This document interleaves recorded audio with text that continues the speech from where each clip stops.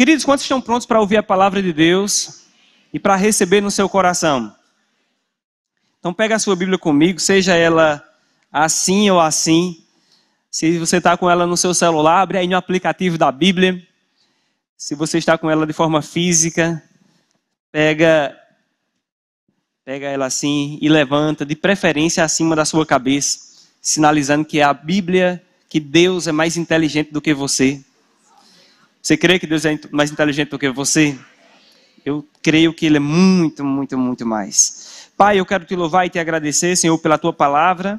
A tua palavra que é a verdade, que está estabelecida, Pai, antes mesmo da fundação do mundo, a sua palavra já estava preparada, Senhor, para nós. E ela foi enviada para nós. Eu te agradeço, Senhor, porque ela chegou até nós nesse tempo. Eu te agradeço, Pai, porque a entrada da tua palavra nos nossos corações vai nos dar sabedoria. Eu te agradeço, Senhor, porque a tua palavra me faz próspero, nos faz prósperos. A tua palavra, Senhor, nos ensina a viver conforme a tua vontade e a descobrir quem somos e quem tu és, Pai. Eu te peço, Senhor, em nome de Jesus, que nesta noite o Senhor venha revelar a tua palavra nos nossos corações mais uma vez. E aquele que crê diz amém. Amém. Aleluia.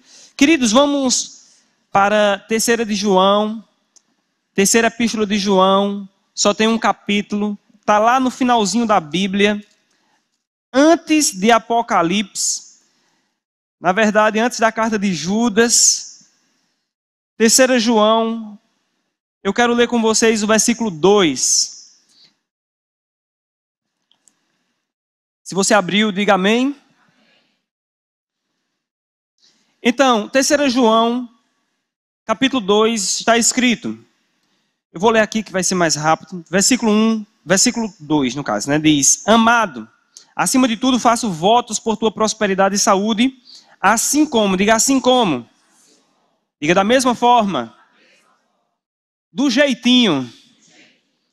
Como é próspera a tua alma.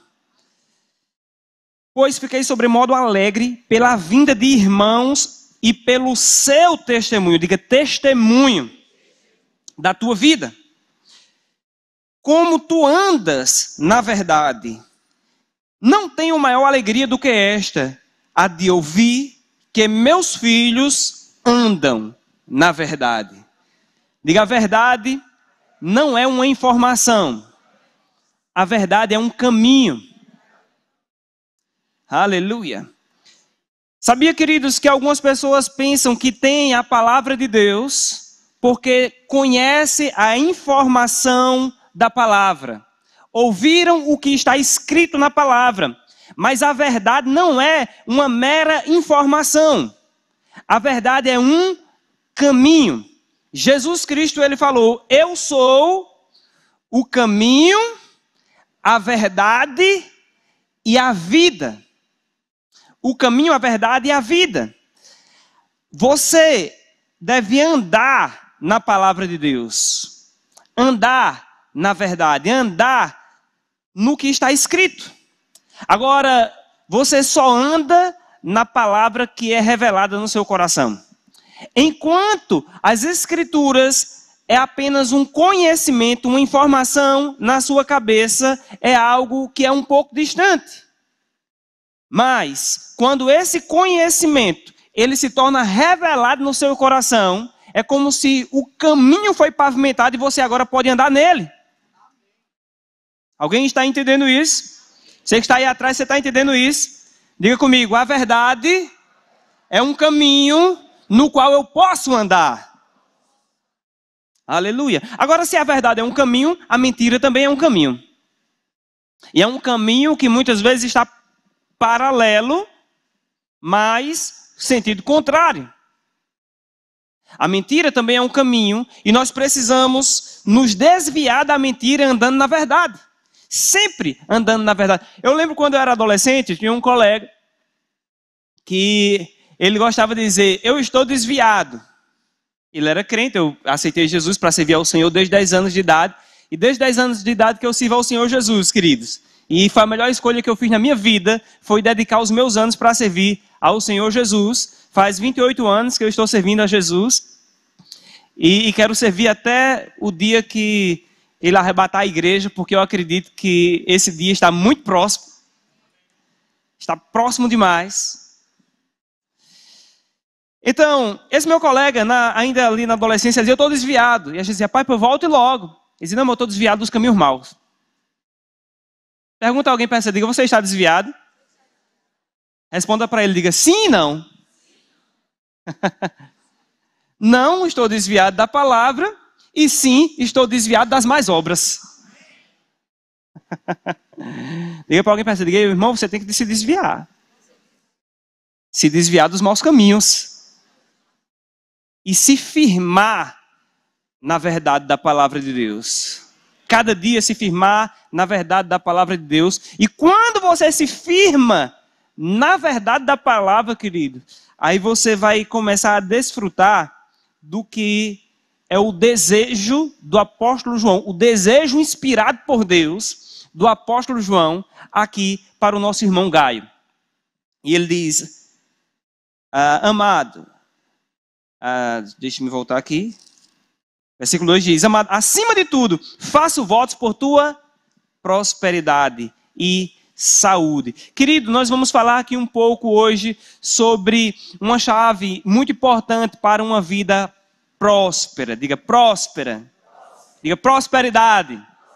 Diga bênção, prosperidade. Mas o que é prosperidade, querido? É dinheiro? Será que prosperidade é dinheiro? Prosperidade é muito mais do que dinheiro.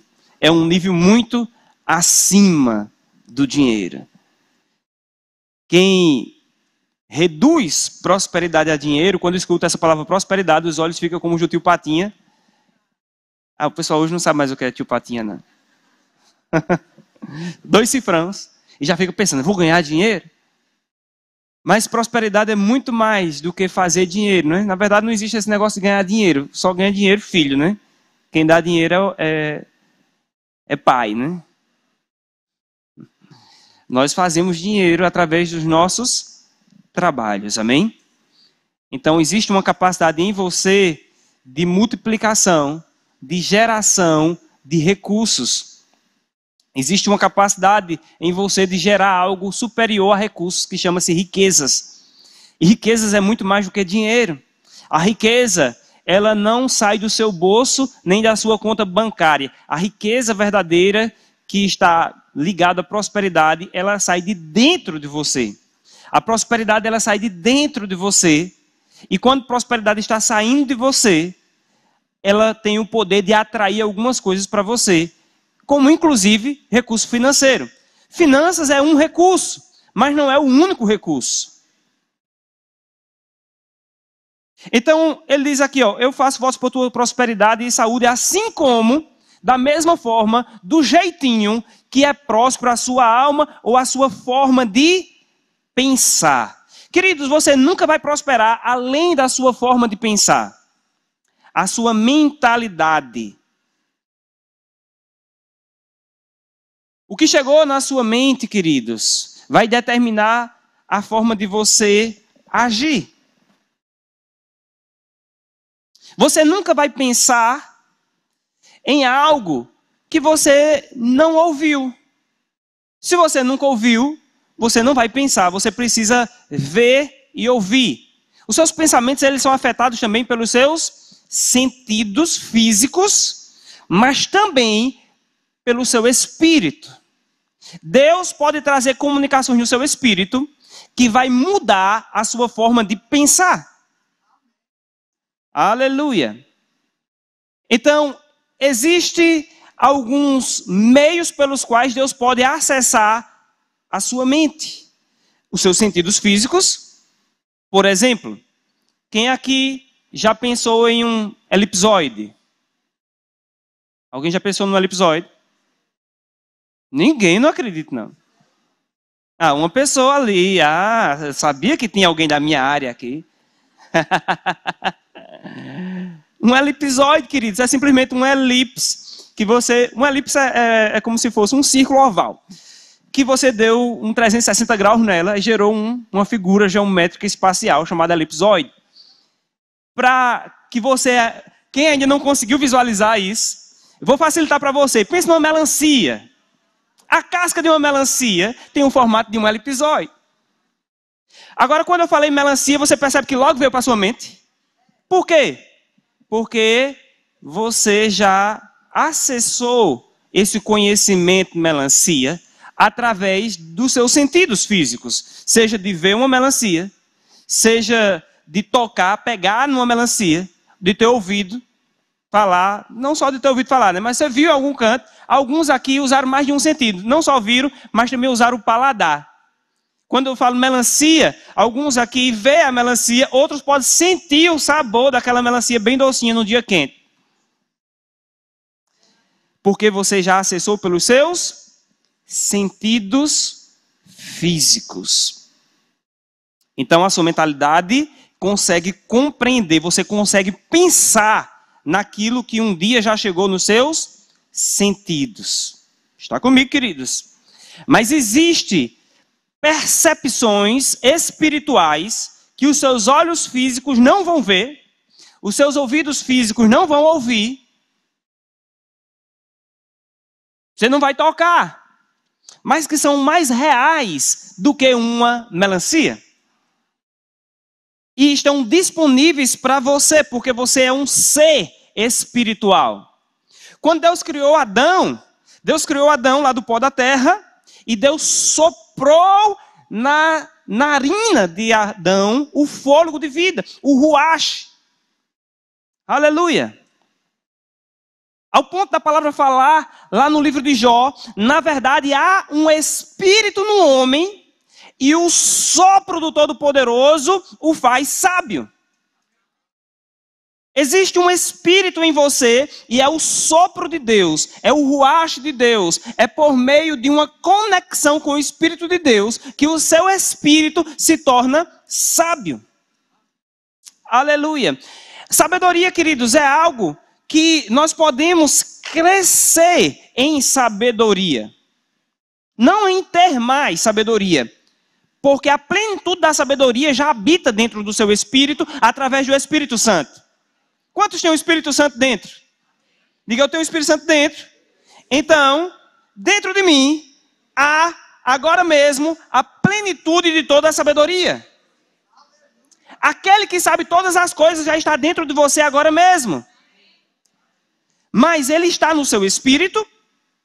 Você que está anotando, pode anotar. Isso está lá no livro de Gálatas, capítulo 4, versículo 6. Porque vós sois filhos de Deus, Deus enviou ao vosso coração o Espírito do seu Filho. Então, o Espírito Santo está dentro de você. Agora, o Espírito Santo que habita dentro de você, ele quer se comunicar com você, para que o seu espírito possa ter acesso às realidades espirituais.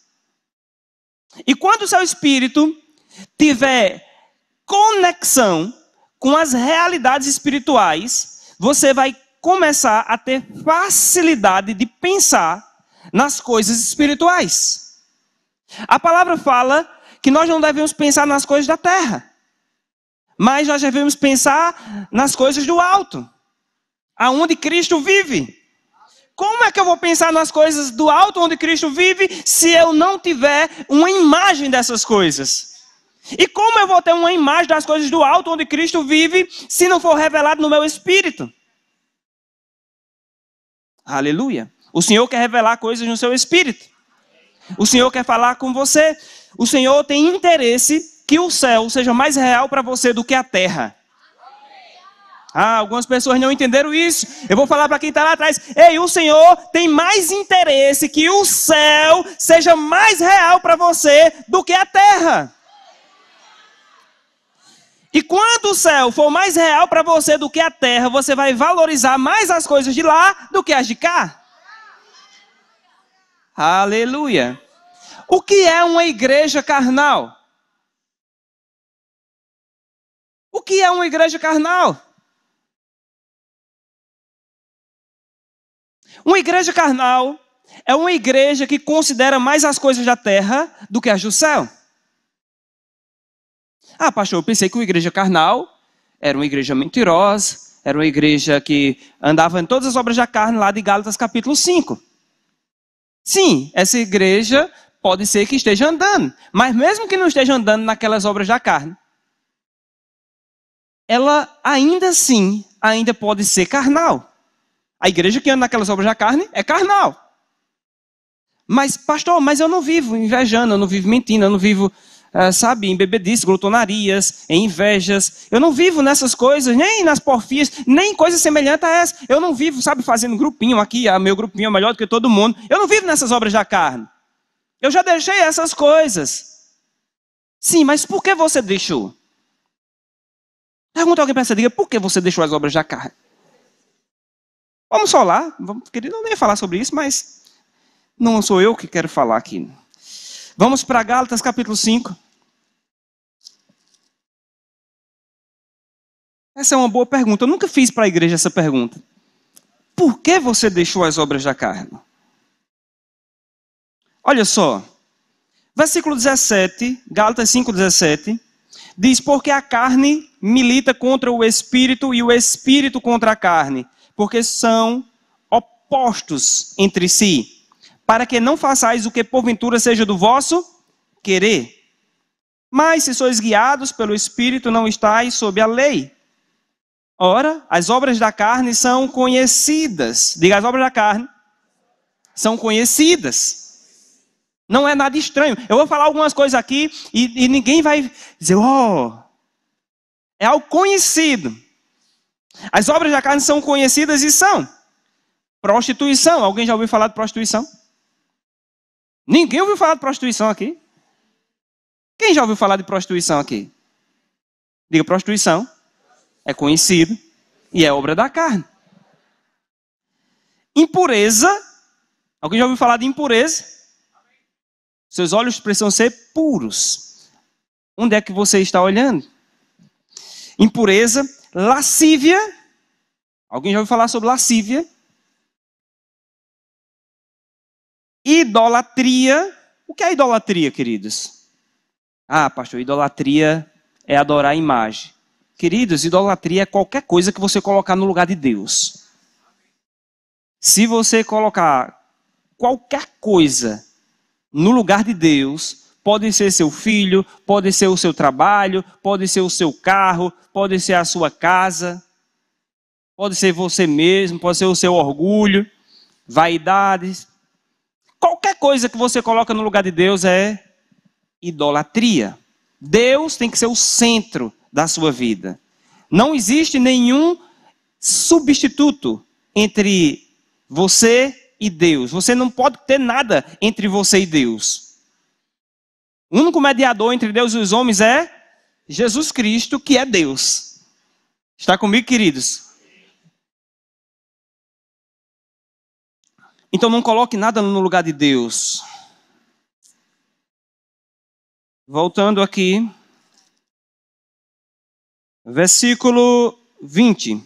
Feitiçaria, pastor, eu não sou feiticeiro. Eu não tenho nem um caldeirão grande lá em casa. A gente pensa que feitiçaria, para ser feiticeiro tem que ter aquele chapéu grande, uma panela grande. Amados, feitiçaria é manipulação.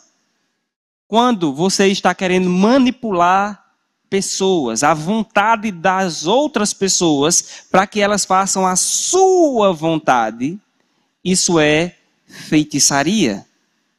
Quando você quer manipular o pensamento do outro, isso é feitiçaria. Está comigo, queridos? Diga, eu não sou feiticeiro. Aleluia. Às vezes tem um homem que quer manipular a vontade da esposa, a esposa quer manipular a vontade do homem. Eu não estou falando de aconselhar, queridos. Você deve aconselhar, você deve ouvir conselhos, isso é muito importante, saudável para todo relacionamento. Mas não ao ponto de querer manipular, criar toda uma situação para que no final das contas a sua vontade seja satisfeita. Isso é um jeitinho feiticeiro de organizar as coisas. E tem muito crente agindo como feiticeiro, queridos. Está comigo? Tem alguém entendendo o que eu estou falando? Aleluia. Precisamos ter muito cuidado com essas coisas, amados. Vamos para frente. Eu acho que isso aqui é uma propaganda de uma ministração sobre frutos do Espírito e obras da carne. Eu não vou ficar aqui muito tempo não, viu, queridos? Pelo menos eu espero que não. Inimizades, obra da carne, inimizades. Tem alguém que quando você pensa, você não vai com a cara? Alguém que há uma inimizade, eu não gosto daquela pessoa. Eu não gosto daquela pessoa, eu não gosto do jeito daquela pessoa. Isso é inimizade. Normalmente uma pessoa que tem inimizade, ela não gosta de alguém e ela ainda se sente mal quando outra pessoa gosta. Isso é carne, queridos. Obra da carne, inimizade. Sabe de uma coisa, amados? Nós devemos amar todas as pessoas. Isso não quer dizer que você vai estar associado com todas as pessoas, porque existem pessoas que têm um padrão de comportamento que não dá para você estar conectada com elas. Mas ainda assim, você não deve ter essa pessoa como seu inimigo. Nem ter uma inimizade e nenhuma indisposição de coração contra essa pessoa. Seu coração tem que estar limpo, tem que estar pronto a abençoar, orar e bendizer sempre.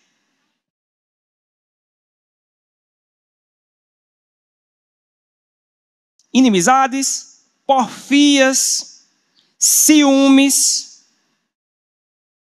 iras, discórdias, dissensões, facções.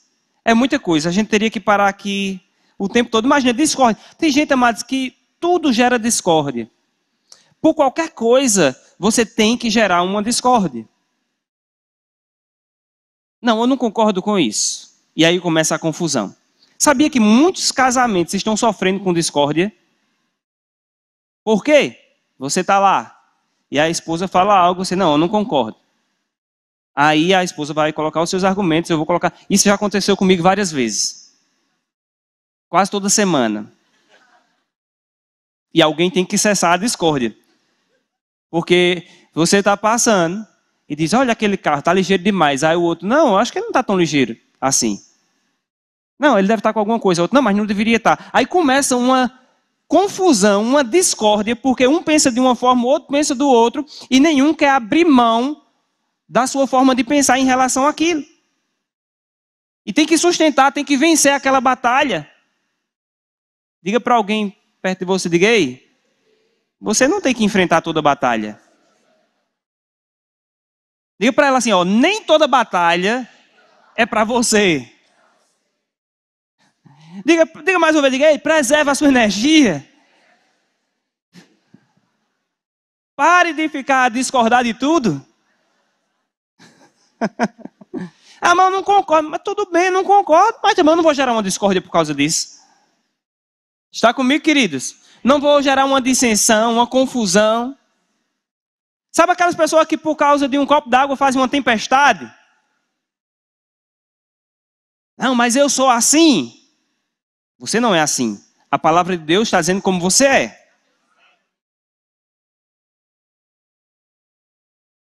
Facções, invejas, bebedices, glutonarias e coisas semelhantes a estas. É muita coisa, queridos. Aí continua dizendo, a respeito das quais eu vos declaro. Queridos, essa carta aqui é a carta do apóstolo Paulo, escrita para a igreja que se encontrava na região da Galácia. Aqueles que são chamados de Gálatas. São crentes. Pasmem, mas são crentes. Não é uma carta para quem não é crente. É uma carta para pessoas que têm Jesus como o Senhor das suas vidas. Por que, queridos, o apóstolo Paulo está escrevendo essa carta para uma igreja de crentes?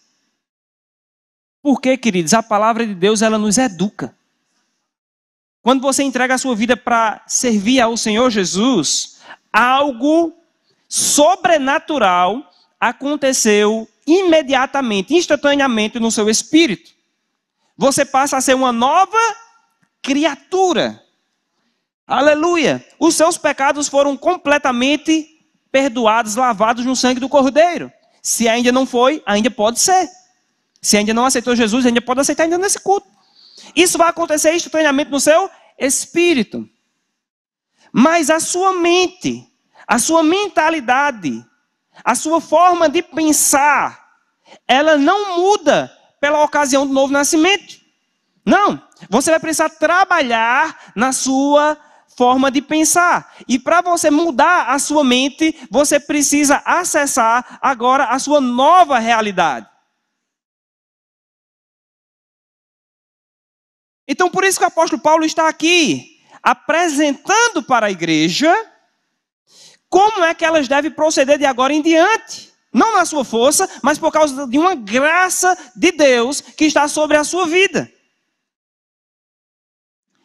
Então, ele diz, como já outrora vos preveni, que não herdarão o reino de Deus os que tais coisas praticam.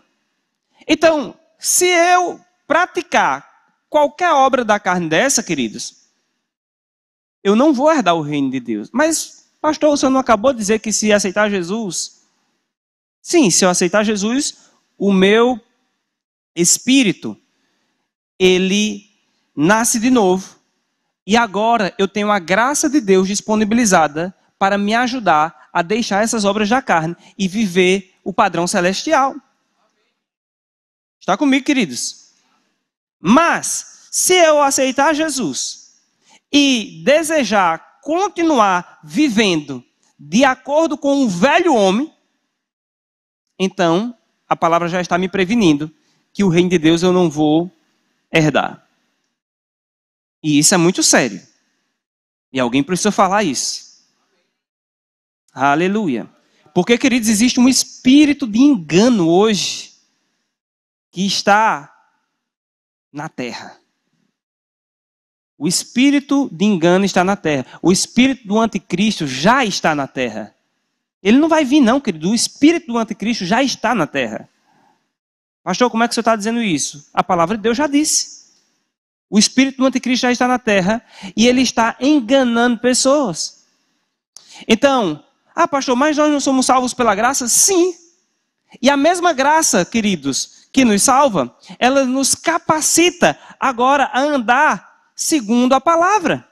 A andar no caminho. Jesus disse, eu sou o caminho, a verdade e a vida. A palavra é o caminho. A verdade é o caminho. E nós podemos andar por ele. Aí ele continua falando, versículo 22, mas o fruto do Espírito é amor, alegria, paz, longanimidade, benignidade, bondade, fidelidade, mansidão, domínio próprio. Contra essas coisas não há lei. Diga, eu estou cheio do amor, cheio de paz, cheio de longanimidade, cheio de benignidade, cheio de bondade, cheio de fidelidade, cheio de mansidão, cheio de domínio próprio. Aleluia! A gente precisa dizer isso quando estiver diante daquela torta de chocolate. Eu estou cheio de domínio próprio. Aleluia. Oh, aleluia, queridos. Porque de fato estamos. Mas nós precisamos nos acostumar a ter um bom relacionamento com o Espírito Santo. E a propósito, fazendo já uma divulgação a partir de amanhã, vai começar a matéria no Rema, como ser guiado pelo Espírito Santo. Vocês vão ter uma pregadora top, uma professora. A Aurélia Carolina vai estar amanhã ministrando essa matéria. Amanhã é aberto? Ainda está aberto para quem nunca veio para o Rema. Você pode vir amanhã e trazer um convidado. Amém, queridos? Vai ser uma bênção. Mas, queridos, observa que a nossa forma de pensar, ela tem que estar no padrão da palavra. Eu não vou me estender aqui nessa parte de obras da carne, porque eu me programei todo para falar sobre prosperidade. E eu estou falando.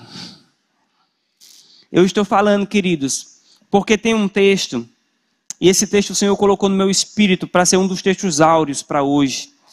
Esse texto está lá no livro de Eclesiastes, no capítulo 7. Eclesiastes, capítulo 7, versículo 1. Esse é um dos textos que ele vai destravar uma vida de prosperidade.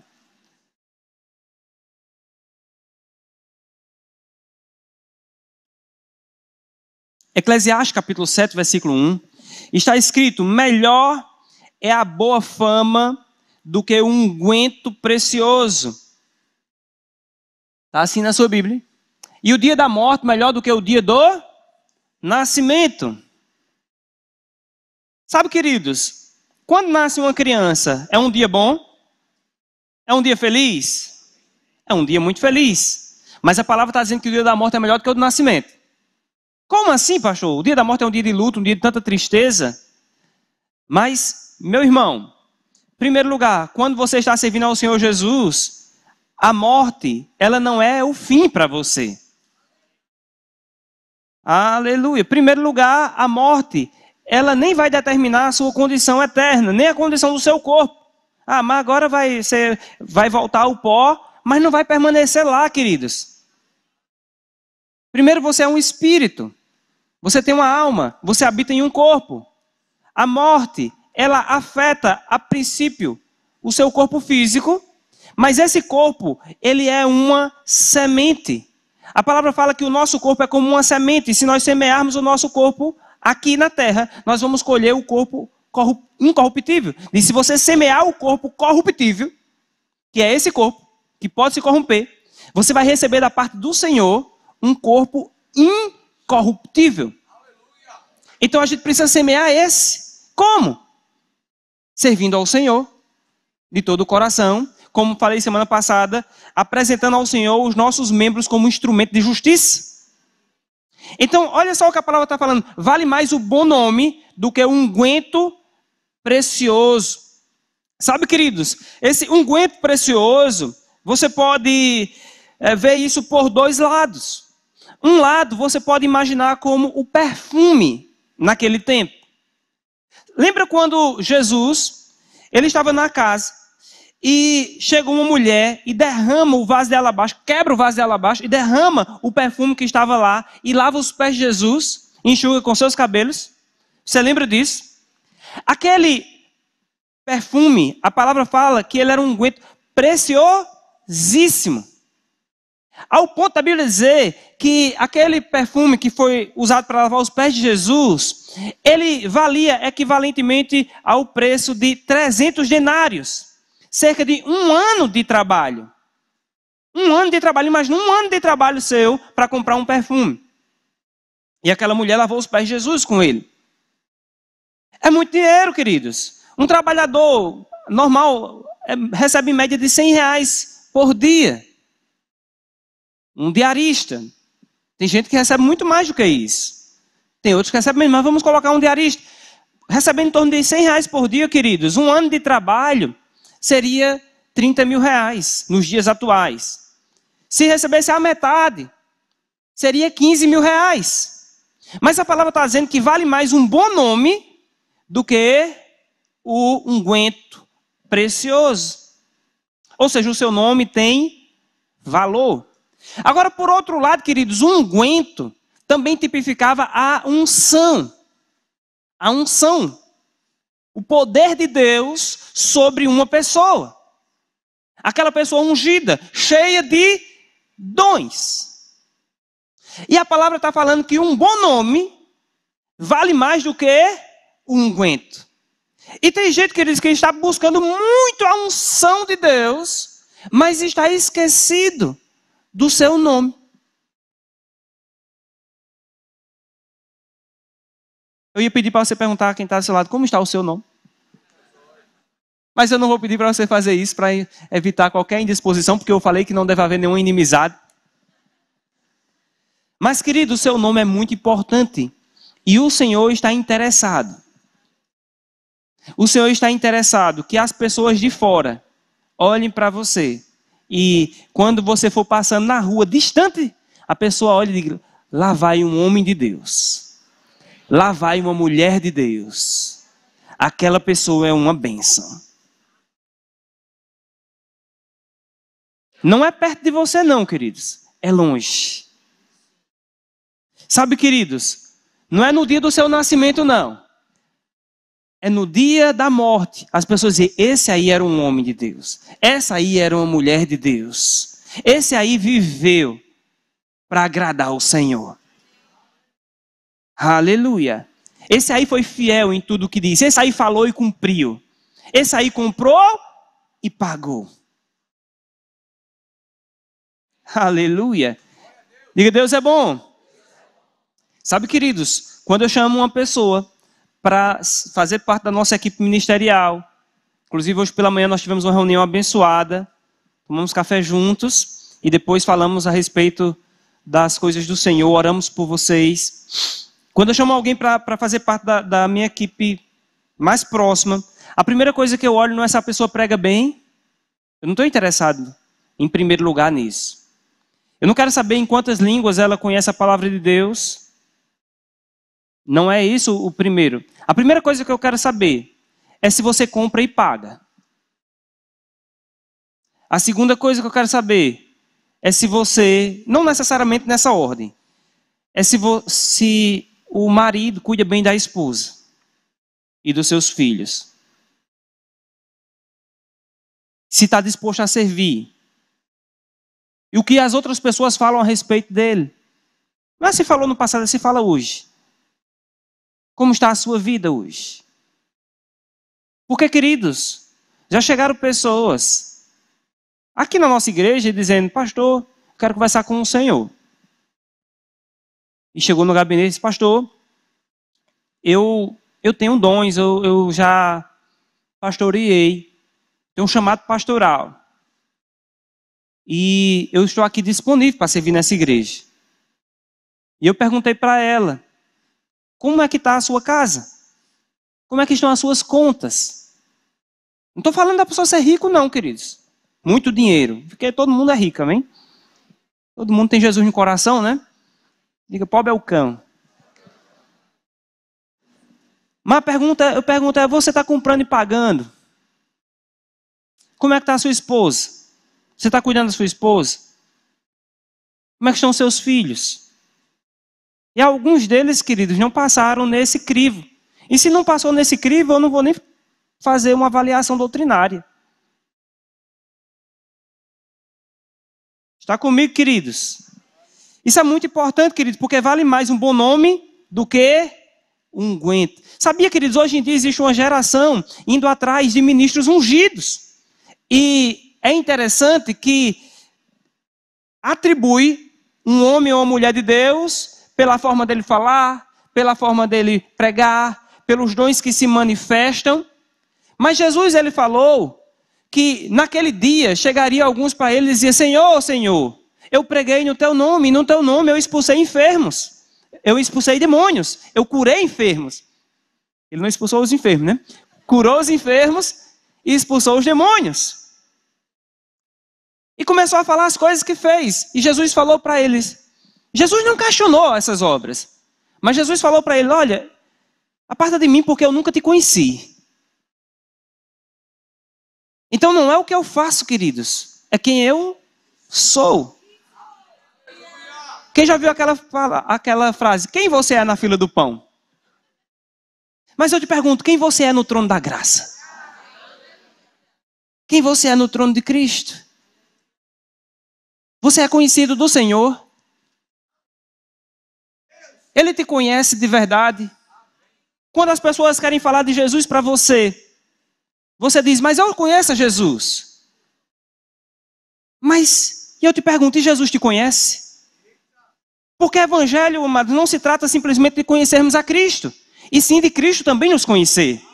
Porque isso é um relacionamento. Aleluia!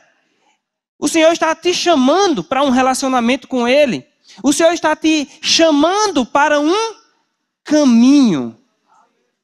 O Senhor quer andar ao seu lado. É um caminho. Amado, se você andar muito comigo, você vai me conhecer e eu vou te conhecer também. Aleluia. Quando nós andamos muito com Jesus, nós conhecemos Jesus e Jesus nos conhece também. Ah, Senhor, mas Deus conhece todo mundo. Não, mas Jesus disse que Ele falou para uma pessoa, vai falar para algumas pessoas que nunca o conheceu. Então não é só pela onisciência, é também pelo relacionamento. Quando Jesus chamou os 12 para ser os seus discípulos, a palavra fala que Ele chamou os 12 para estar com Ele. Aleluia. O Senhor está te chamando para estar com Ele. Queridos, você veio para esse culto hoje para ouvir uma palavra de Deus.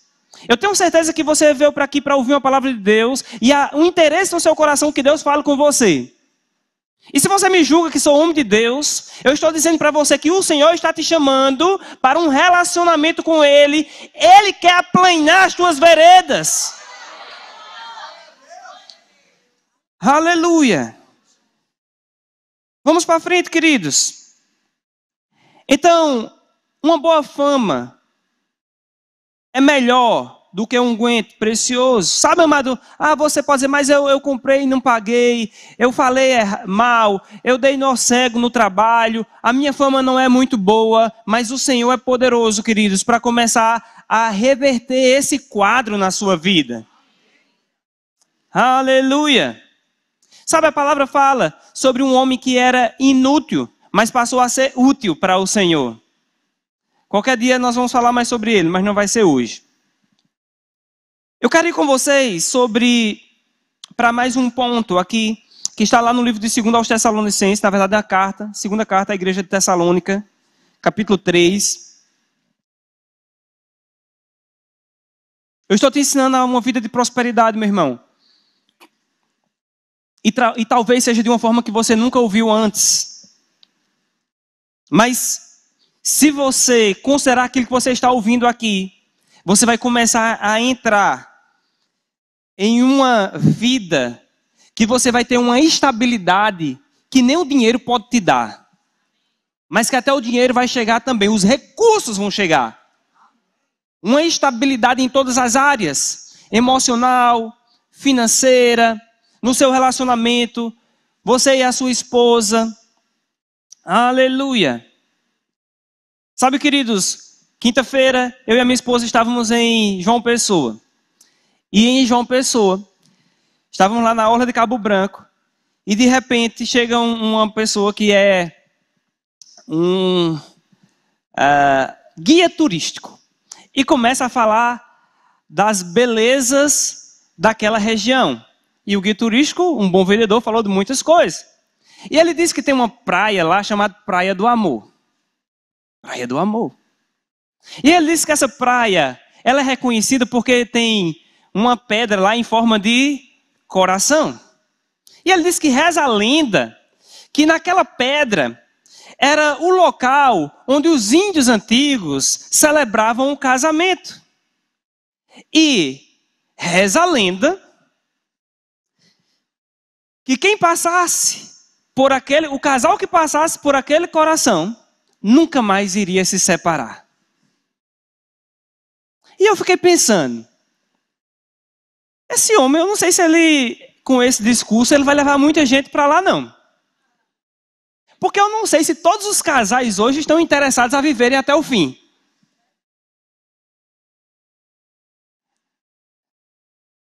Pergunta aí, você que está com o seu cônjuge lá, você passaria comigo naquela pedra?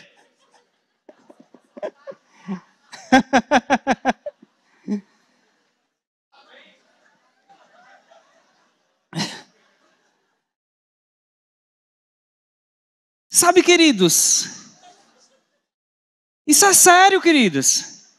Existem muitos casais que estão vivendo, mas não têm uma expectativa de ir até o fim. Estão vivendo só mais um dia. Aguentei mais um dia. Mas amanhã não sei se termina esse dia junto, não. Por quê, queridos? Porque não estão andando na verdade. Quando você se dispõe a andar na verdade, queridos, na verdade não existe divórcio. Por que pessoas se divorciam? Porque alguém decidiu sair da verdade. E normalmente são os dois. Em algum momento. E se você saiu da verdade na área do seu casamento, volte enquanto dá tempo. Mas não é só na área do seu casamento, não, querido, é em qualquer área da sua vida. A palavra de Deus, ela vai te dar estabilidade. Vamos para frente, queridos. Então, 2 aos Tessalonicenses, capítulo 3. Versículo 10 diz: porque quando ainda convosco vos ordenamos isto, se alguém não quer trabalhar, também não coma. Lembra que nós estamos falando sobre prosperidade e um dos requisitos para prosperar é você ter uma mentalidade próspera? Olha o que o apóstolo Paulo está falando aqui para os irmãos de Tessalônica. Ele está dizendo: eu estou ordenando isso. Se alguém não quer trabalhar, também não coma. Então ele está falando a respeito de uma mentalidade preguiçosa. Diga, mentalidade preguiçosa. Aí ele fala: pois de fato estamos informados de que entre vós há pessoas que andam desordenadamente. Fale, desordenadamente.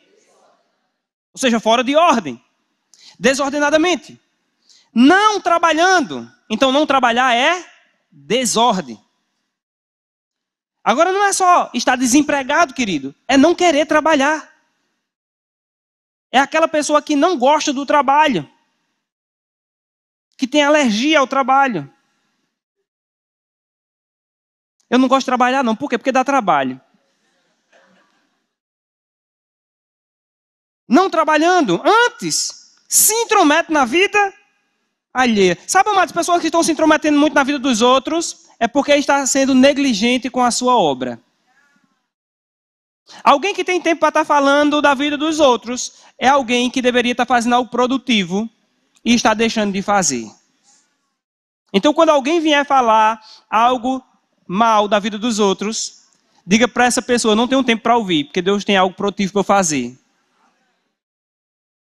Permaneça na sua improdutividade e não me chame para ela. Você é amigo suficiente de alguém para dizer uma verdade dessa para ela?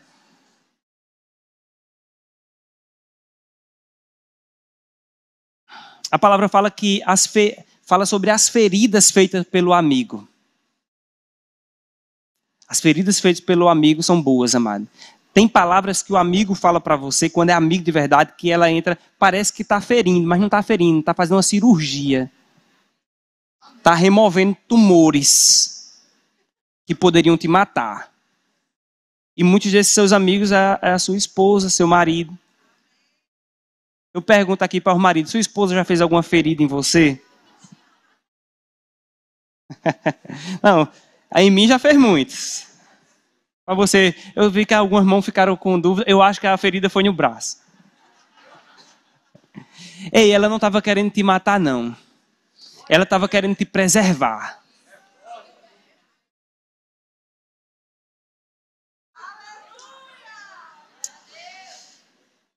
Vamos para frente, amados. Versículo 12. Eu até estou me comprometendo um pouco nessa mensagem. Eu tenho que passar logo para o próximo capítulo.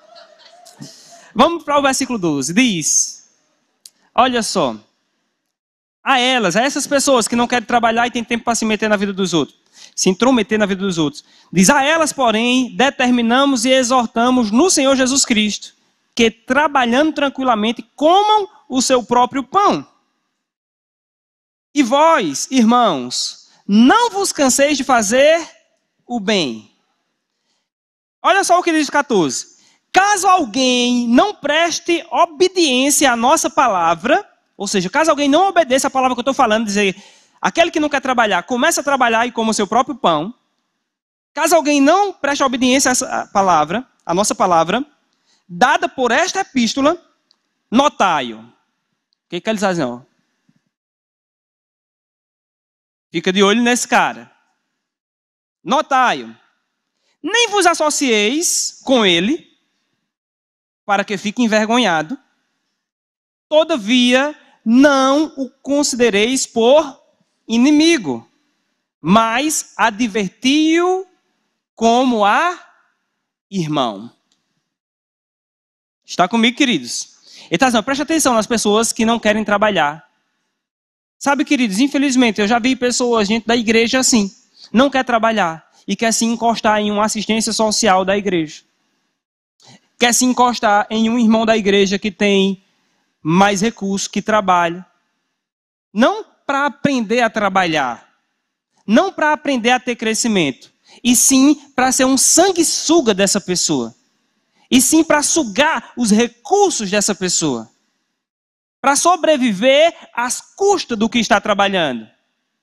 E a palavra diz, preste atenção nessas pessoas, não se associe com elas. Não tenha por inimigo. Nem fique chateado com ela, mas também não fique colado. Aleluia. E mais, advirta-o como a irmão. Quando o irmão vier na sua casa, e é o irmão que não gosta de trabalhar, diga para ele, irmão chegou, mas eu tenho o que fazer. E o irmão deveria procurar o que fazer também.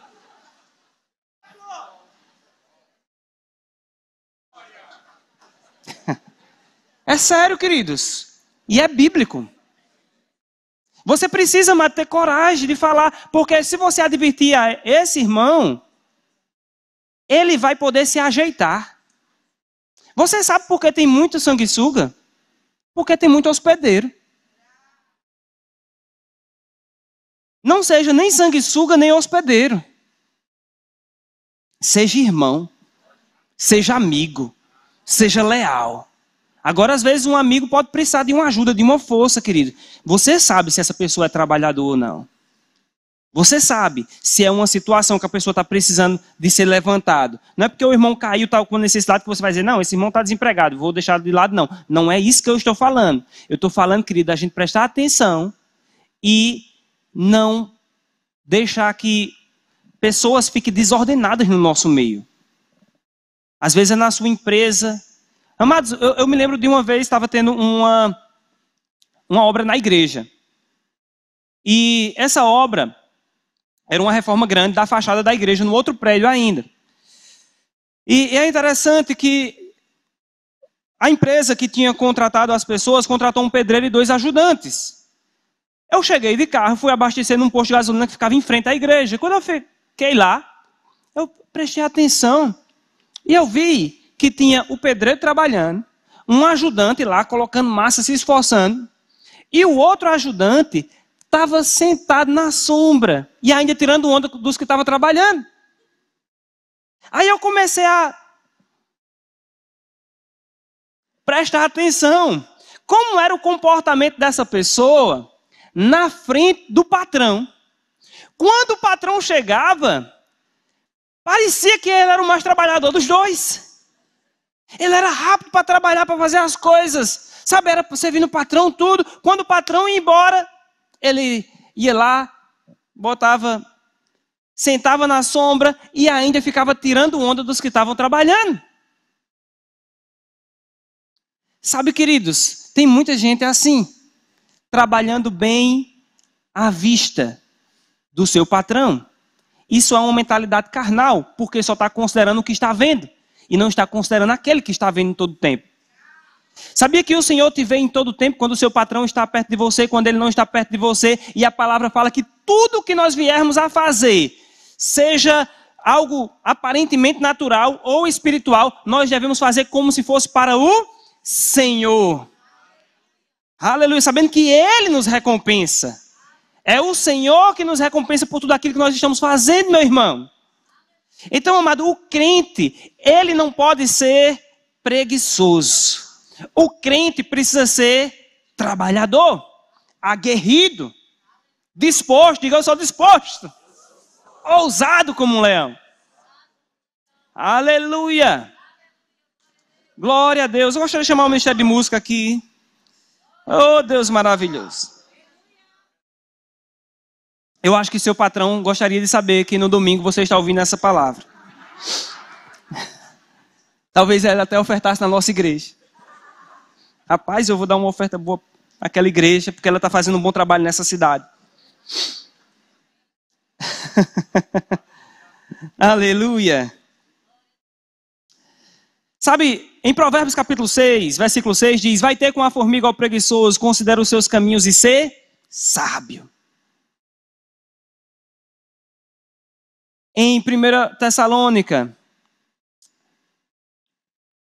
no versículo 2, capítulo 2, versículo 9, o próprio apóstolo Paulo, ele fala: porque vos recordais, irmãos, do nosso labor, ou seja, do nosso trabalho e fadiga, e de como noite e dia labutamos para não vivermos a custa de nenhum de vós.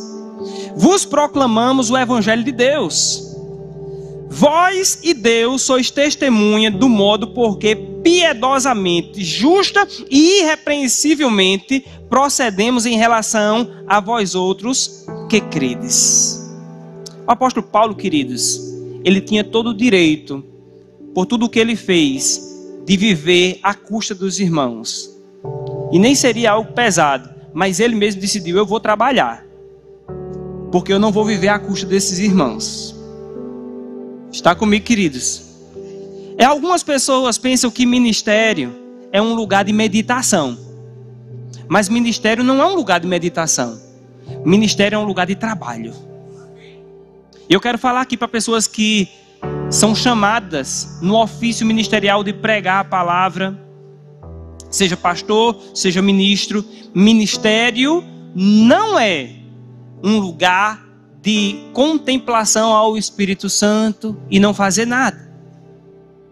Ministério é um lugar de muito trabalho. Aleluia. Pode ser que em algum estágio do ministério você seja chamado pelas autoridades que presidem esse ministério a ter uma dedicação integral no trabalho da igreja. Mas o seu ministério já é integral antes de você ser chamado para isso. Aonde você está? Você está desempenhando o ministério. E se você não trabalhar bem lá fora, você não vai trabalhar bem aqui dentro. Pessoas que não servem bem no trabalho, normalmente são pessoas que têm muita dificuldade de servir ao Senhor. Mas eu creio que nós estamos aqui crescendo. O Senhor está arrancando aqui, queridos. Nessa noite eu percebo uma unção que está indo aí e arrancando espírito de preguiça. Aleluia. Arrancando uma mentalidade inadequada. Por quê? Porque o Senhor está te preparando para uma colheita nesses últimos dias.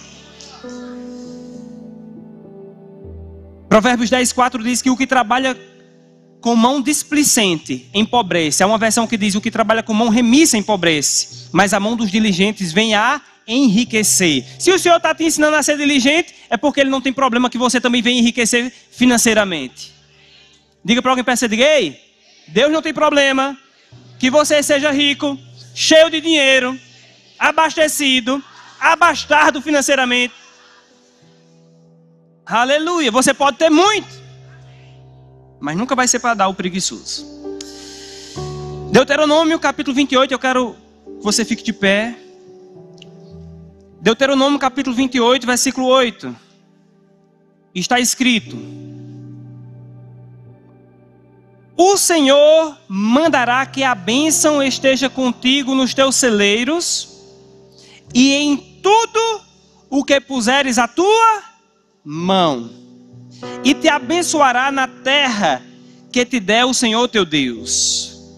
Sabe, queridos, enquanto estava meditando sobre o que compartilhar hoje, uma palavra que subiu fortemente no meu coração é: o Senhor, Ele vai abençoar, Ele vai estar contigo, Ele vai mandar que a bênção esteja contigo e em tudo aquilo que você colocar a sua mão. E eu gostaria que você levantasse as suas mãos. Aqui tem mãos que estão trabalhando na área da saúde, tem mãos que estão trabalhando na área da indústria, tem mãos que estão trabalhando na área do comércio, tem mãos que estão trabalhando na área da educação, e em muitas áreas. A minha oração é que em tudo onde essas mãos tocarem, a bênção do Senhor venha ser liberada. Pai, em nome de Jesus eu te peço, Senhor, o teu favor, a tua graça sobre os meus irmãos, Pai. A tua coragem, a tua sabedoria sobre eles, Senhor. E que essas mãos sejam mãos diligentes na terra. Seja para servir, Pai, aquilo que os homens dizem que é natural, mas é para o Senhor. Ou aquilo que os homens dizem que é espiritual e também é para o Senhor, Pai. Aonde eles tocarem, que seja abençoado. Em nome de Jesus, mãos prósperas, mãos diligentes, mãos abençoadas, mãos que vão liberar prosperidade por onde passar. Em nome de Jesus. Habilidade chegando para estas mãos. Perícia chegando para essas mãos. Mãos que vão assinar contratos. Oh, aleluia, mãos que vão levantar pessoas, mãos que vão liberar cura. Oh, rabasecandere cambrostoderiam bramamamash. Mãos que vão levantar o caído. Mãos que vão alimentar o faminto. Que vão dar copos d'água ao sedento. Oh, xerecam bramamahasoderiam brahababas. Oh, aleluia. Aleluia. E haja crescimento em nome de Jesus, em nome de Jesus.